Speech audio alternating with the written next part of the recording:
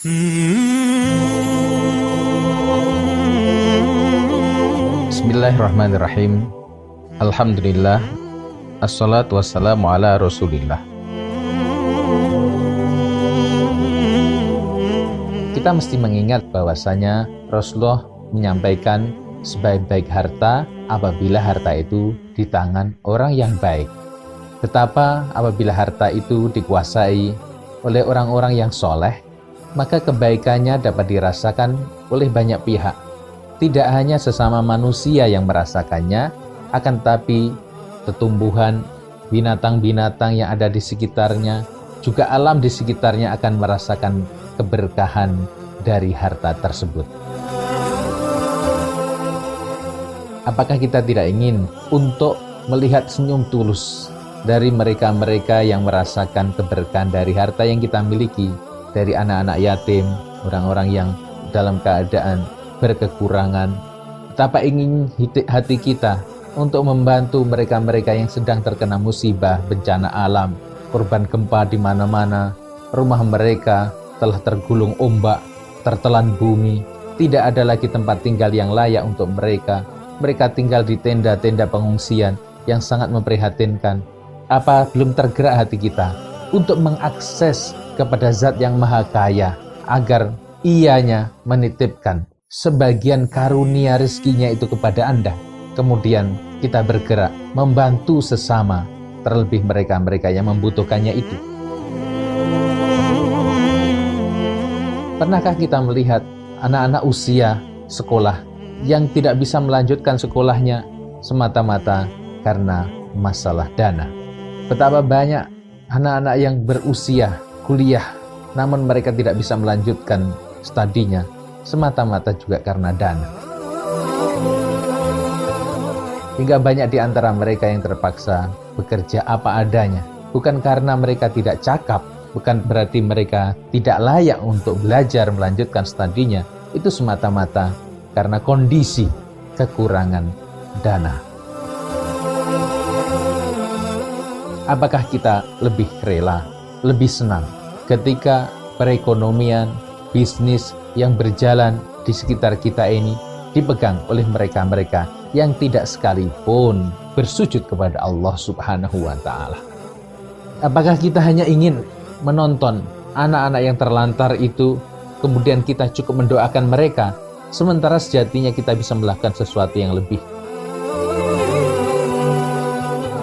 Bukankah kita ingin melihat hidup kita bahagia bersama istri, suami, bersama anak-anak, orang tua, keluarga kita semuanya dalam keadaan sejahtera dan bahagia?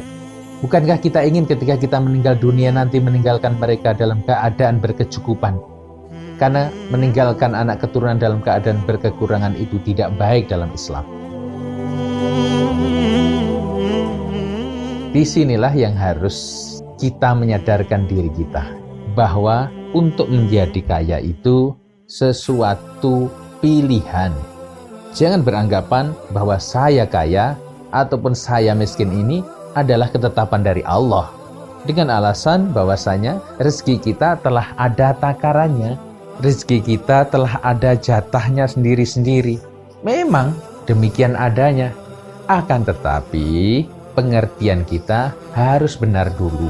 Maksudnya bahwa sejak kita dalam kandungan memang ada jatah rezeki untuk kita yang akan hidup di muka bumi ini, dan kita tidak akan meninggal sebelum jatah rezeki itu kita habiskan. Pertanyaannya, seberapa jatah rezeki yang telah Allah siapkan untuk kita masing-masing? Ilustrasinya adalah kita berada dalam sebuah jamuan makan. Dalam jamuan makan ini semua hidangan telah disajikan dalam bentuk yang beragam dan jumlahnya begitu banyak melimpah. Kita menjadi tamu di tempat itu dan telah dipersilahkan oleh yang mengundang kita untuk mengambil sesuai mau kita. Namun ada di antara kita yang terpuaskan dengan mengambil sepiring nasi goreng, secangkir kopi, segelas jus, dan makanan ringan lainnya misalnya. Padahal Di sana tersedia begitu banyak makanan berlimpah-limpah dan kita boleh mengambilnya sesuai mau kita. Lihatlah, apabila kita mendapatkan makanan hanya sepiring ataupun segelas minuman, kemudian kita berkomentar bahwasanya saya kelaparan di sini, saya kekurangan dalam perjamuan ini. Siapa sebenarnya yang disalahkan? Yang salah bukan yang mengundang Anda, namun yang salah adalah Anda sendiri. Bukankah kita di dunia ini bukan atas mau kita, juga bukan atas keinginan orang tua kita, dan bukan atas keinginan siapapun di muka bumi ini. Kita datang di bumi ini atas keinginan dan kehendak Allah Subhanahu wa ta'ala. Dan Allah bertanggung jawab atas hamba-hambanya yang telah Ia ciptakan dan Ia tetapkan untuk tinggal di bumi, di kerajaannya ini. Hingga segala keperluannya telah disajikan dan disiapkan. Silahkan ambil sesuai yang kamu inginkan. Pertanyaannya, kalau kita hari ini dalam keadaan miskin berkekurangan, sekali lagi itu karena pilihan Anda. Jangan sekali-kali menyalahkan Allah. Jangan sekali-kali menyalahkan takdir. Karena kita semua tidak tahu sebenarnya takdir kita itu seberapa, jatah rezeki kita itu seberapa. Apakah Anda tahu bahwa Anda ditakdirkan untuk menjadi orang yang miskin seperti sekarang? Karena kita tidak tahu, itulah kita diperintahkan untuk berikhtiar. Karena kita tidak tahu seberapa jatah rezeki yang sebenarnya telah Allah siapkan untuk kita, maka kita mesti memahami bahwasanya jatah kita begitu berlimpah sebagaimana dalam sebuah perjamuan makanan tadi itu. Maka kita mesti memperbaiki cara pandang kita terhadap rezeki karunia Allah. Allah telah menyiapkan keberlimpahan rezeki dan hidup yang sejahtera bagi semua ciptaannya. Namun kembali lagi pada mental kita masing-masing.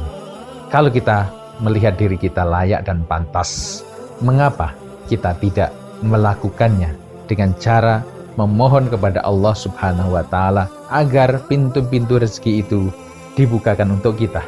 Dan itu sangat mudah bagi Allah. Jangan melihat keadaanmu saat ini, akan tapi lihatlah Allah yang Maha Kaya, yang selalu siap kapanpun ketika permintaanmu datang kepadanya.